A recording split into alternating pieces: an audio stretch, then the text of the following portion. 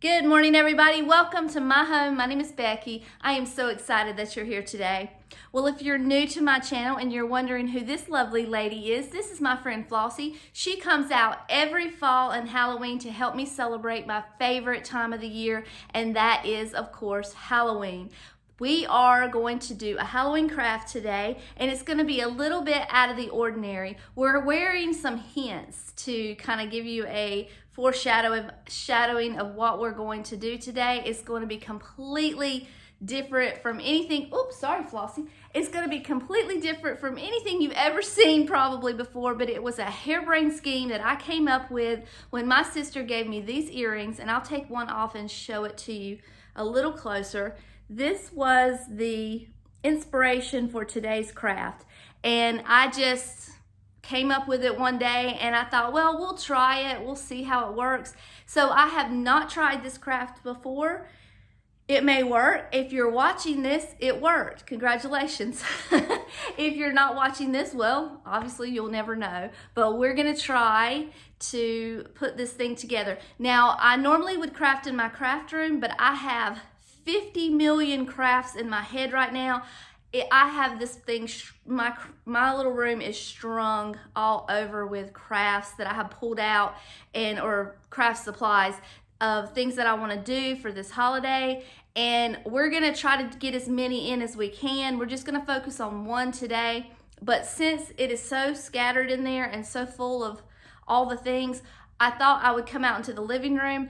I like doing things out here because I can watch TV as well, you know, when I'm just kind of getting into my zone. So we're gonna craft in the living room. The lighting is not the best, but we're gonna do the best we can. I got all the windows and all the doors open, so as long as the clouds stay away, we should be okay. So Flossie, are you ready to show them what we're gonna do? I don't wanna keep you in suspense any longer. I'm gonna turn the camera around and I'm gonna show you the things that I have laid out. So what we're doing is we're going to make a sheet ghost, similar to my little earring here. I want it to be hippie inspired. So I thought instead of using plain white gauze that everybody's done before, that I would get some vintage inspired fabric to do the sheet ghost. And this is from Walmart. I did purchase this week. I think it was $4 a yard. It just reminded me of a vintage sheet, so that's why I picked it up, and plus I love the colors. So I do, and it's made by Waverly. I do have a vintage sheet that I could use for this project, but I really don't want to cut my sheet up unless I know for 100% certainty that this craft is going to be as cute as I think it is. And then I did grab a styrofoam ball that came in a pack of 2 from Hobby Lobby for $3.99. This is just a Pepsi bottle. I just cut the top of it off. And then I thought, since we're using a Pepsi bottle as the base, this is not going to be real sturdy, especially once you start putting some weight on it. So I thought, well, I'll put some kind of a base down at the bottom. And this came from the Dollar Tree. There is a design on this side of it, but we're not going to need all this. We're just going to cover all that up. And I'll probably paint that white. And then I have I don't even know what I'm going to use here. I've got this right here if we put a little headband on my ghost. I've got the wires for the arms and pipe cleaners for the arms. I've got these little wooden flowers that we could put on the headband, but I don't know if it's going to work or not. I may not use them. If I do decide that the headband is going to be really cute, I have lots more flowers that I can kind of go in there and choose from. I just picked up these 3 for now. And then we need eyes, possibly a mouth, I don't know. So I picked up this felt. It was just in my stash. And then I was looking through some things and I found these butterflies. I thought they were kind of hippie. And then these right here are curlers for your hair. When I did that gnome craft during 2020, I think it was, this is what I used for the arms and the legs, and they're bendable. So I pulled them out just in case they might work for the arms in what I have envisioned here. So we'll see. It's going to be kind of difficult to get this glued to this, but we're going to do our best. And of course I have scissors, wire cutters, hot glue gun, and glue sticks. So let's get started and see what we can come up with. I'm going to interrupt real quick because I'm watching this video, I'm editing, and I'm realizing that I had forgotten to tell you one of the biggest design plans that I had for this ghost, for this project. I keep calling it a hippie ghost, and I'm sure you're like, how is this a hippie ghost? Well, the design that I had in my mind was going to be like the earrings, and I did want the sheet to be kind of vintage, but I also wanted him to be holding up a peace sign. That's what the wires and the pipe cleaners and the little hair rollers are for, because I'm trying to decide at this point how I'm going to make the sign, the peace sign, and make the ghost hands to make it actually look like a peace sign. So that's what I'm doing, and I guess I just forgot to mention it. I forgot to tell you, so I wanted to just jump in real quick and add that part in.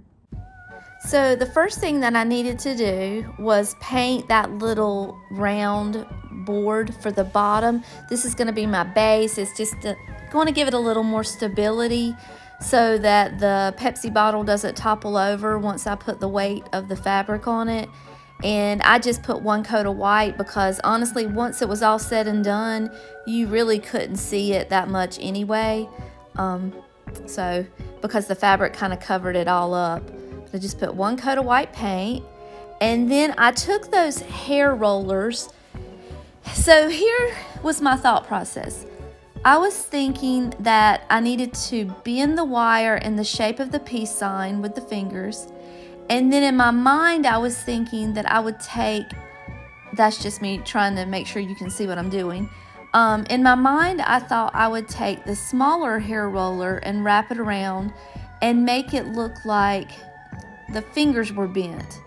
And I wanted to take the fabric and kind of press it down against the fingers, so it would actually look like a peace sign.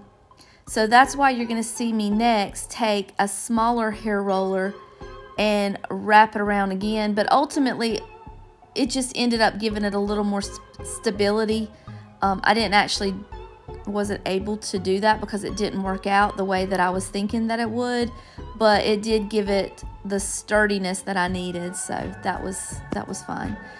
So I'm going to glue the Pepsi bottle to the little round piece. And one thing I will tell you about this is that I did have a high heat glue gun, and it did start to melt the Pepsi bottle. So I had to keep unplugging my glue gun because I was working with styrofoam and plastic the whole time. And my glue gun was getting really hot. But I don't know where my low temperature glue gun is. I think it's still in my Bible school stuff. I've got a bag somewhere with all of my tools that I took to decorate for Bible school, and that's where my low temp glue gun is. So, and then here I am, I put the head on, and now I'm gonna kind of place the arms. I thought I would have another arm kind of going out on the other side, and I just kind of had to hold it a while for it to hold, but it stuck pretty well. It did not fall off at all, and I was kind of worried about that in the beginning, if it would.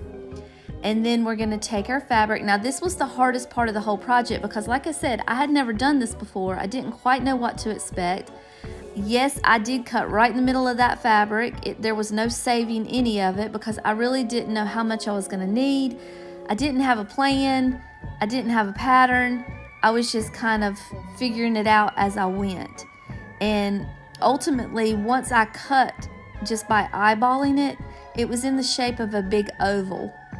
And if you don't have the arms coming out, you could just put a big circle, but that's kind of how it turned out. And I laid it down and trimmed the edges up a little bit to make them not quite so raggedy, I guess, because I was cutting it so haphazardly here. But that's how it ended. If I did it again, I would use the shape of an oval and go from that.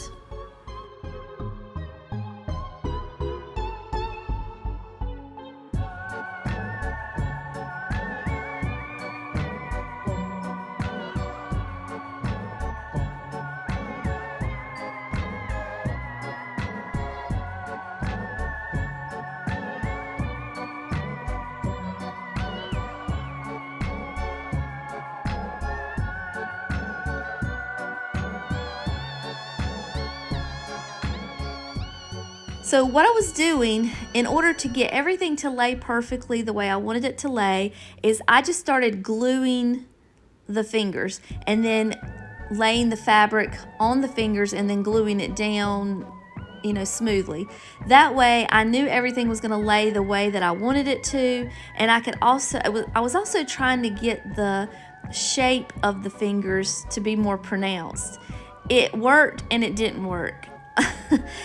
I don't know how to explain it, but that was my thought process on doing that. I also did the same thing on the head and the other arm, and I even glued the bottom part down to that little wooden base so that everything would lay exactly how I wanted it to lay. I didn't want to fiddle with it anymore. I wanted it to be perfectly where everything was going to be.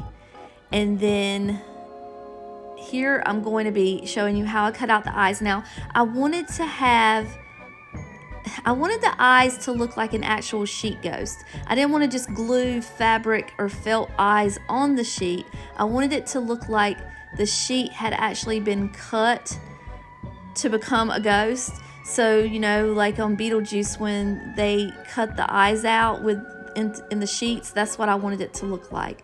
So in order to do that, I had to go behind the ghost and put some black felt back there so that you could actually see them. But I don't know if this was the best way to do this or not. It was just kind of my thinking on going into it. I wanted it to look like a real sheet ghost. So that's what I'm doing here is I'm cutting out a piece of fabric to go behind it.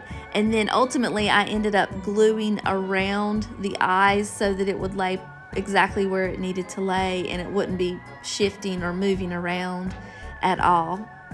And I cut the black too small, so I had to, of course, fiddle with that for 15 minutes. And it is coming together. You can kind of see the arms under there where they're going to, that's me gluing the eyes in place. But you can see the arms under there where, that's where her arms are going to kind of come out to the side.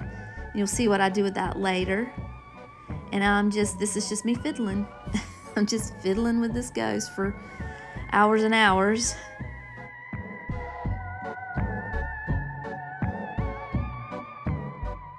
You can kind of tell here where I actually glued the bottom of the sheet to the little board, and that way it's in place where it needs to be. And then I just took my scissors and trimmed along the edge so that it wouldn't be, so it would be sort of even as we possibly could get. And then I thought, well, we've come this far. She needs a little flower power headband. So I took this little garland came from it came from Hobby Lobby. And it's over in the wedding section, I believe, if I'm not mistaken. And it just looks like little leaves. And that was my starting point for the garland. And then I had some little wooden flowers that I had pulled out, I showed you earlier. That was the first flower that I added just to kind of see if I liked it. And of course I did. The flowers are really what made this little ghost as cute as it is. So, yep, there's the little wooden flowers. I kind of wish I had not put them on there though, because you'll see later I add different types of flowers. So I've got wooden flowers, I've got crocheted flowers, I've got artificial flowers. I've got all kinds on there. I just didn't want to go with pinks and purples. I wanted to go with yellows and greens and maybe some oranges I think I used in there. And that was the color scheme I wanted to stay with. Those little sunflowers were just little, I don't even know. I had them in my craft stash, just little stickers. And then I had this little pumpkin in my fall decor, and it was a sacrifice from my fall decor. I took it down and I painted a little jack-o'-lantern face on the front. Or I didn't paint it, I used a Sharpie. I tried to paint it and my hand was just shaking so bad that I just pulled out the Sharpie, and it was just a little cleaner with the Sharpie. And then I'm going to take my X-Acto knife next, and I'm going to cut the top off and make a little groove in the top of it so that I can tuck some flowers in there.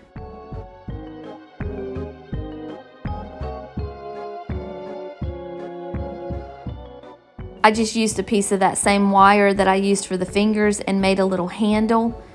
And here comes the florals. Those are just extra pieces. I have a big bin full of extra florals, and they were just some that I had.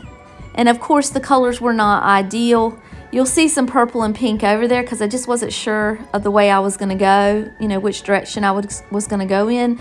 But I just didn't like the purples and the pinks. I picked out the more muted colors in my little stash here, and you'll see at the end it turned out so stinking cute.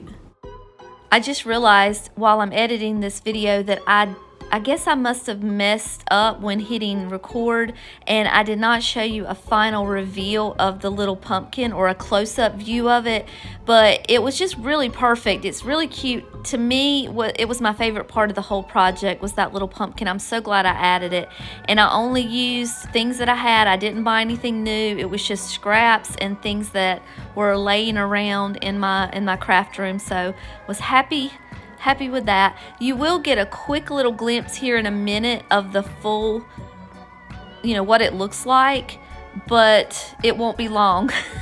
I've turned it immediately, so I'm really sorry about that.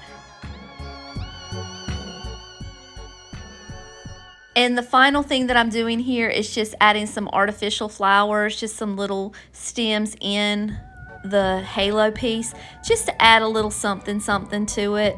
I always think dried florals add a whole nother level of any project that I do, so that's what I'm doing here, and I think that's gonna be it. So I stared at that peace sign and I stared at it and I just was not loving it. I just could not get behind it. So it was a good idea, but it just was not translating well. You could not look at it and tell what I was doing. It was just kind of like, what is she doing with her hands?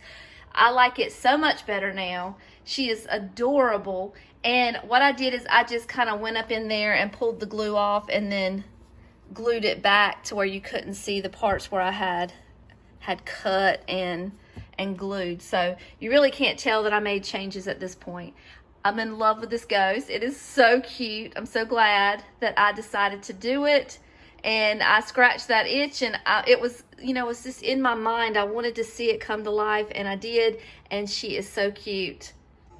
All right, everybody, that's all that Flossie and I have for you for today. I hope you enjoyed our little DIY ghost. I am in love with her. I just love her so much. I thought it would be something for you guys who don't like the spooky. I know a lot of you don't. You love fall, but you just don't like the Halloween ghosts and goblins and stuff, but how could you turn this sweet little face down, right? Anyway, I appreciate that you guys took a little bit of your time today to spend with me and to craft with me. It means the whole world to me. And until next time, I love you all, and I'll see you later. Bye.